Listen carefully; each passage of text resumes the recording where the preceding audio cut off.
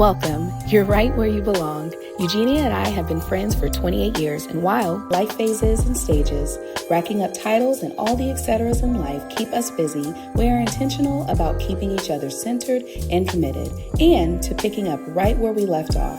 After all, it's our life support. Hey mamas, welcome back to Life Support.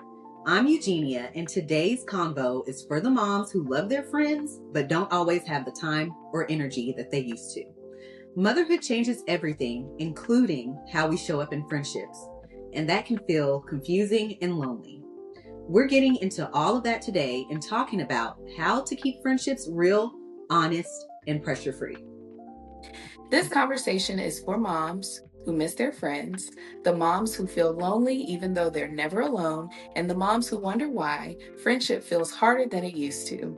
We're not here to shame anyone or romanticize the past. We're here to talk about honesty and what friendship looks like now, and how we can stay connected without pressure and unrealistic expectations. Before we dive in, we're going to do a quick rapid fire. And if you're listening, answer along with us because we already know you've got opinions. Alexis, you ready? I'm ready. Okay. Coffee date or couch hang? Coffee date. I really would like to say couch hang, but then sometimes when I'm at my house, I don't want to be bothered, So I'm going to say, the coffee date. Okay. Yeah, I choose coffee date. Okay. Spontaneous plans or scheduled 2 weeks out? Scheduled 2 weeks out. I know you knew that, though. I know you knew that. Yeah, for sure. What about you? Deep talks. Yeah. Deep talks or just sitting together in silence? Deep talks. Deep talks for me as well. Because it's like we just sitting here Right. No. Yes. Look, we can do the silence after the deep talk. Right. Yeah. Okay. Yeah. Honestly, those answers kind of say it all. Friendships look different now, not because we don't care, but because life is full, right? Let's start with the truth. Motherhood changes how we show up in relationships. Our availability shifts, our priority shift, our capacity shifts. Friendship doesn't disappear, it just looks different. And if you've ever felt guilty for not being as present, as consistent, or as social as you used to be, you're not failing, you're just adjusting. Friendship as a mom can't look like spontaneous plans, long, uninterrupted conversations, always being available. Instead, it has to look like flexibility. It has to look like understanding. The goal isn't choosing between being a good friend or being a present mom. The goal is learning how to hold both imperfectly and honestly. Yes. I think friendships change after motherhood because, we change.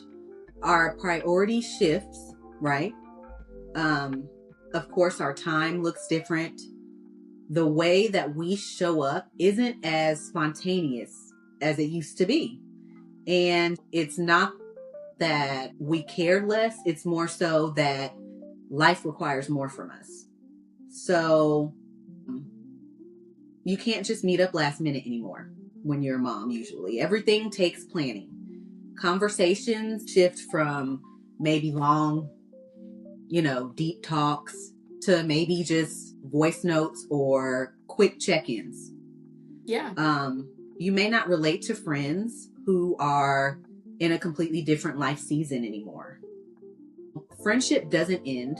It definitely just evolves. And sometimes that evolution feels uncomfortable. Another thing is, I don't think we talk enough about is how grief comes with friendships changing. Even if no one necessarily did anything wrong. So that grief can look like maybe missing who you used to be together, right? Maybe missing how easy it felt, or missing being fully available without guilt. There are friendships that I still deeply value, but I grieve the version of us that maybe had more time or more flexibility or fewer responsibilities. So, you know, grief doesn't necessarily mean that you want to go backwards. It means more so that you acknowledge what's changed. I think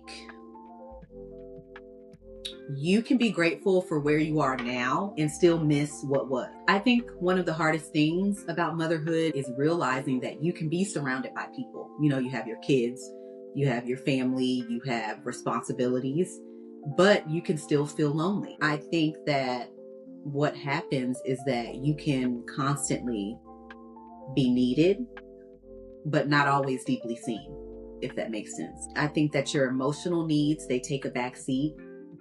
Your friendships get reduced to surface level check-ins. Um, some seasons are so full that there's no space left for connection. And I think that's where the loneliness kind of sneaks in. Feeling lonely doesn't mean that you don't have friends. It means that you're human in a season that's demanding. Yeah, absolutely.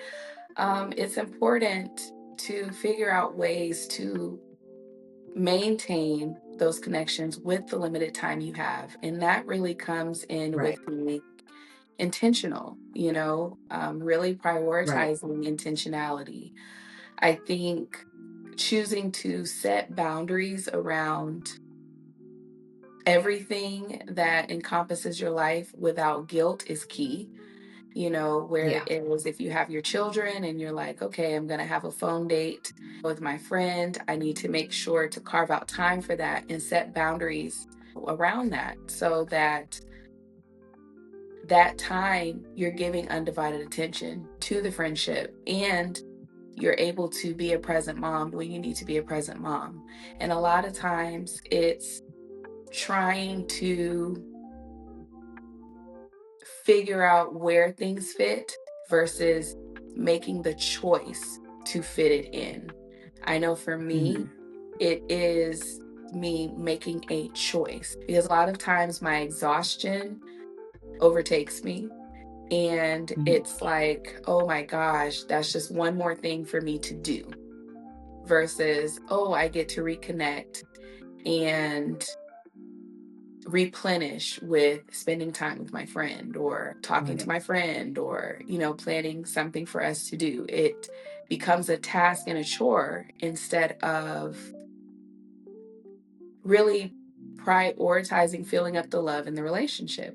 So I feel like Yeah, the scope and the way that we view it is very vital and very important in really adhering to those boundaries and really being intentional about spending the time. With that, I think redefining what showing up looks like is very important to the growth of your friendship.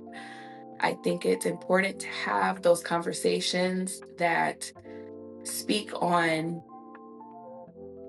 what life looks like, what your intentions are moving forward in the relationship, and really trying to help the other person understand what your capacity looks like within those mm, times so that they can know what to anticipate, and not feel jaded from less communication in a time frame. Communication is really going to help you to elaborate on what showing up is. And showing up is different depending on the relationship. Setting those guidelines for your relationship is going to be what's the key to keeping it, viable. exactly. Mhm. Yeah. Let's talk about why friendship feels harder after kids, because it's not just about time. It's emotional, it's mental, it is logistical. You're navigating new identities, new responsibilities, and new priorities all at once. And sometimes friendships don't evolve at the same pace. That doesn't mean the friendship failed, it means the season changed. Here is the reminder: you're allowed to miss how things used to be and still appreciate what they are now. Absolutely. Some truths about friendship and motherhood are You may not talk every day and still be close. Life Mhm. updates replace constant communication. Plans will get canceled often. And sometimes that's hard for those who aren't mothers to understand. Yes. Effort effort looks different in different seasons. And here's the part we don't say enough. Low communication does not equal low love. Yes. Absolutely. Okay, I because don't know that what my look, little snaps mean, but I felt that. yes. I felt that. Okay. No, no. Girl, yes. Maybe I should have did this. Is this better? Like a little. No, no. Absolutely. Look, we might just make a thing from that. That's gonna be our little thing. Just, Yeah. Um, no, I definitely feel that low communication is not equal to low love, but it really takes an understanding between the two of you to know that. I have spent Yes. quite in my personal experience, which this friendship talk is very important to have. I am fortunate and unfortunate in the sense of I don't have many people that I need to be accountable to. So I feel like I'm doing okay. I Yeah. don't, have to stretch myself into different, places, but I definitely think that having an understanding and really understanding each other at the core of who you are is vital because sometimes if they're not growing and thriving friendships, those times where there's not a lot of communication, different thoughts can fester, negativity can fester, and then it just makes, you know, one person or another question the vitality of the friendship when you're just busy, Hmm. you know? So I definitely Right. think that the communication, as I've said probably 3 or 4 times in the last minute, is very important. And I have definitely found that it has been very beneficial to express and communicate how I feel, where I am, and what a friendship that is two-sided, 100%, 100% looks like. And Hmm. it doesn't always mean that we're always synced at the hip. But what I will say is this, and this is one thing that I appreciate about our friendship is we have been able to grow together. And I feel like that is one of the biggest keys to maintaining a friendship, is being Hmm. able to grow together in the sense of you are very accepting of who that person is.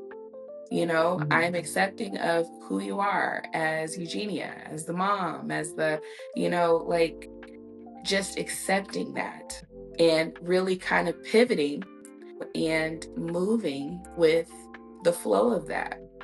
I feel like when Right. we hold on to what we feel like things should be, things can't grow and things can't evolve. So I definitely appreciate that about us because we've just been able to maneuver, whether it's Hmm. distance, time, energy, all of that. We've just really been able to pick up, where we've left off consistently and Hmm. continuously. But part of that is just truly choosing to be committed to the person, you know, Right. which I feel like is hard when you're trying to navigate, what commitments you want in your life and which ones you don't, you know? Exactly. Yeah. Yeah. You just took the words out of my mouth about what I was going to say. Did I? Oh, yeah, you did, literally. Yeah. Yes. What is the truth? So, wow. Okay. I love that. Keeping friendships real doesn't mean forcing connection. It means being honest about capacity. Basically, what you just spoke on. So, that might look like sending voice notes instead of long texts, checking in without expecting immediate replies, being upfront about availability, letting go of scorekeeping. Friendship doesn't need perfection, it needs honesty. Let me ask you a question real quick. Mhm. Does it bother you if someone doesn't respond to your text right away? No. Okay. I I have been in I do know people Mhm. who, if it's not replied to within a certain amount of time, they are like, you know, they're Yeah. upset. I think it doesn't bother me because I think a lot of that has to do with the fact that I understand the life I'm living, and Mhm. I just have a lot of compassion naturally for, what could be happening. I am a realist and I don't feel like I'm not going to knock myself down on the priority list just because you didn't respond within a certain period of time. Especially if I know, Right. you have kids, you have, all of these things going on. Or maybe, just maybe, you were tired and you were zapped and you just didn't feel like responding at that moment. I really try to give grace to that. And I just think that that comes from a place of lived compassion because I know how hectic days can be. What about you? Right.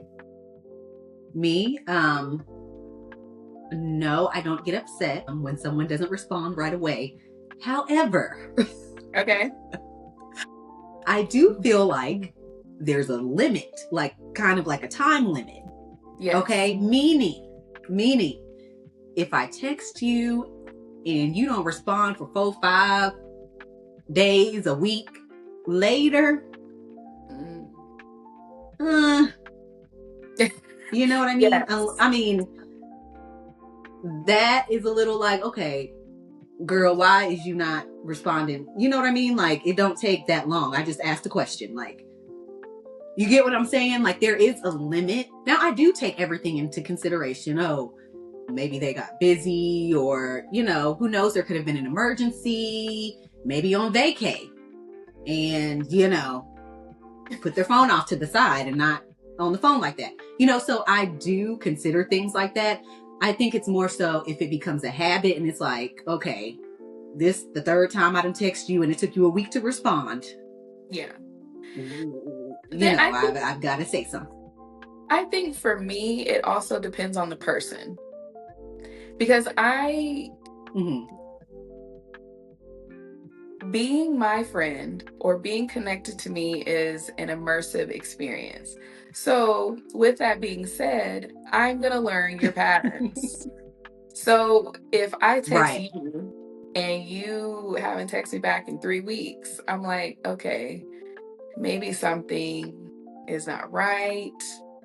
Maybe, Hmm. something's going on. Maybe she's bothered with me. Like, you understand what I'm saying? Like, maybe something is Right. going on and we need to Right. check in and try to figure out what is going on, you know? But if Yeah. I text you and you don't text back till like the next morning or the next evening, I'm like, that day was hellish. Yeah.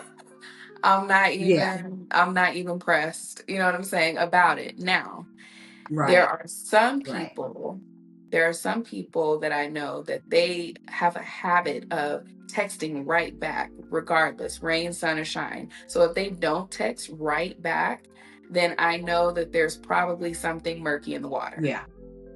Does that make sense? Right. So many would be like so bothered with me when the kids were younger. Now they don't do it anymore. But baby, they will swipe left so fast, and I would never see the notifications, and I would have no idea that someone is calling me because Bejeweled was being played. You understand what I'm saying? So, like when the kids were Yeah. young, and people would just be like, Hmm. I text you, 3 days ago. Oh, did you? And because life is a whirlwind, I wouldn't go back to see, like, hey, did somebody call me when Gabby was playing Right. Lower Pressures, or whatever. Yeah. So Um, yeah, no, I don't get upset. I really don't sweat the small stuff, but sometimes I feel like I get entangled with people who sweat the small stuff. So then, Mm-hmm. I don't know. I don't know. Yeah. Yeah. Sames. But don't wait no 3-4 weeks to text me back. Noted. Look. Noted. Oh my goodness. Boundaries are a big part of healthy friendships as a mom. Boundaries around time, boundaries around energy, and boundaries around expectations. Boundaries don't mean distance, they mean sustainability. Some ways to protect your friendships while protecting yourself are saying no without over explaining, communicate instead of disappearing. I used to be bad with that, very flighty. Choose depth over frequency, give grace to yourself and others. Yes. One of the most powerful shifts is redefining what showing up looks like. Sometimes showing up is a text weeks later that says, I've been thinking about you. Sometimes it's celebrating from afar. Sometimes it's simply staying connected without pressure.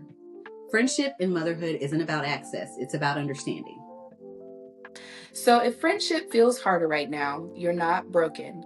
You're growing, you're evolving, and so are your relationships. Real friendship adapts, it bends, and it makes room for real life. Definitely. All right, before you go, send it to a friend you've been meaning to check in on. Tag us, comment, DM us, do whatever feels easiest, and tell us how friendship looks in your life right now. Don't forget to like this video and subscribe to our channel. This is a safe space, and we know you're not the only one figuring it out. Let's keep this conversation going. Bye.